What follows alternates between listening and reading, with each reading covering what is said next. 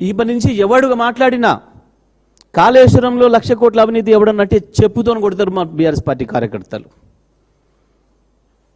ఇవాళ వచ్చిన తీర్పు అదే పద్ధతిలో ఉంది. ఇక నుంచి ఎవడు వాగినా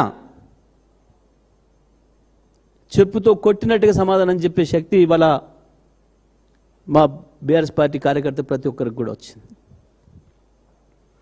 మీరు వాగిందంతా శుద్ధ అబద్ధమని, కేవలం ఆ పేరు మీద మీ పాత భాషలకు ఆంధ్ర భాషలకు నీళ్లు పోవడం కొరకు కాళేశ్వరాన్ని ప్రారంభించకుండా, కాళేశ్వరం పంపులు ఆన్ చేయకుండా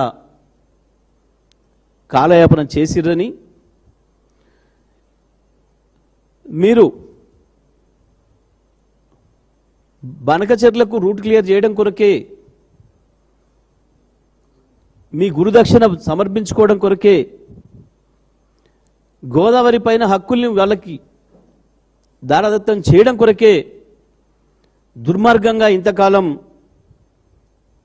కన్నేపల్లి పంపుల్ని ఆన్ చేయకుండా